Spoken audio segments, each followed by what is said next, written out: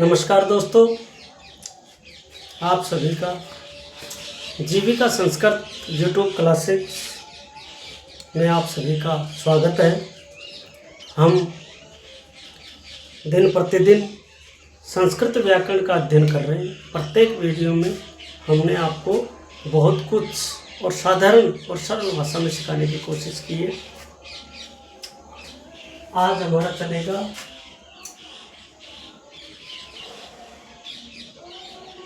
षष्ठी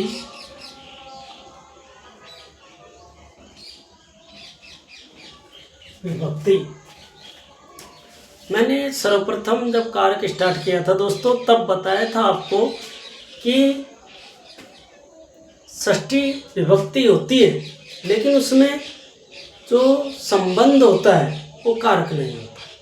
संबंध होता है वो कारकों में नहीं गिना जाता। क्यों नहीं गिना जाता? क्योंकि संबंध को कारक इसलिए नहीं मानते क्योंकि कर्ता का अथवा इसका जो क्रिया के साथ जो सीधा संबंध होना चाहिए वो नहीं होता है। तो हम लिख देते हैं यहाँ संबंध को कारकों में नहीं माना जाता है क्योंकि इसका सीधा संबंध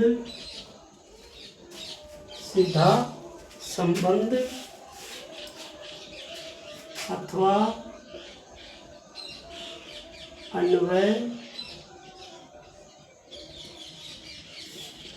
क्रिया के साथ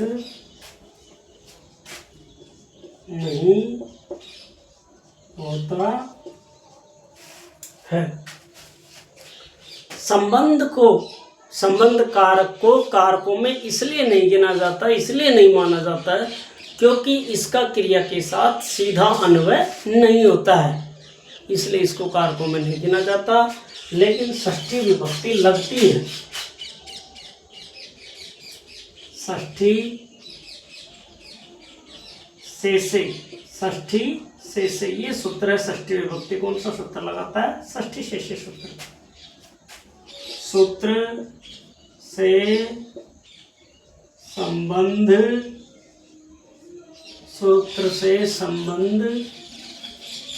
में षष्ठी विभक्ति लगती है। जो षष्ठी शेषे सूत्र होता है उसमें संबंध में षष्ठी विभक्ति लगती है। जैसे उदाहरण से समझेंगे, सीता राम की पत्नी है। सीता राम की पत्नी है, तो यहाँ संबंध स्पष्ट हो रहा है।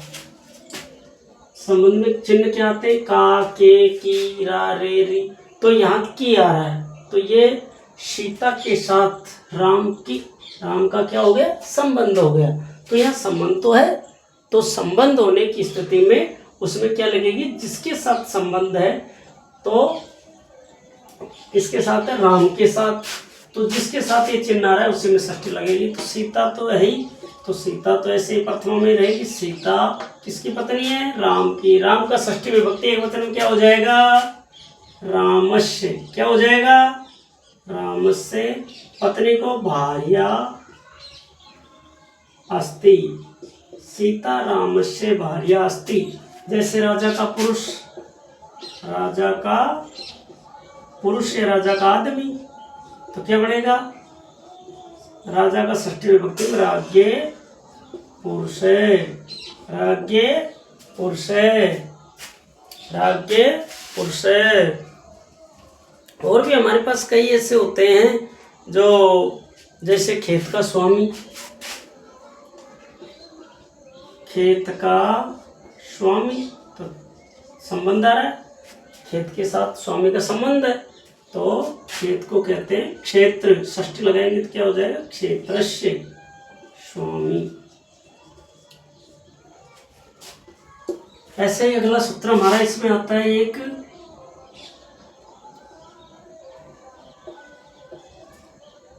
यतस्य निर्धारणम।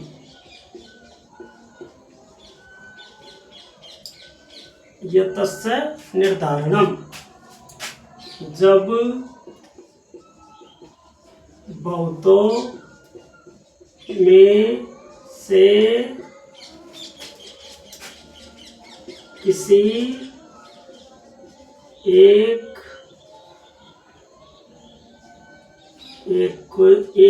की जाति गुण क्रिया के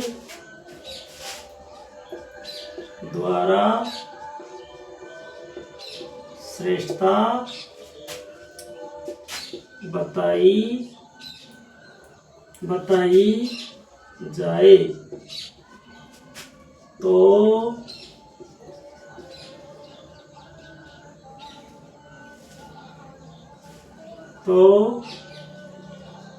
जिससे तुलना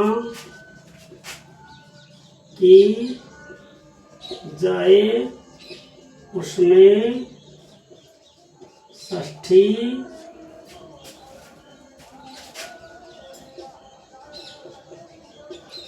विभक्ति लगती है। जिससे श्रेष्ठता बताई जाए, जिससे तुलना की जाए, उसमें षष्ठी विभक्ति लगती है। तथा विशेषण वाची शब्दों में स्ठन अथवा तमप प्रत्यय का प्रयोग होता है।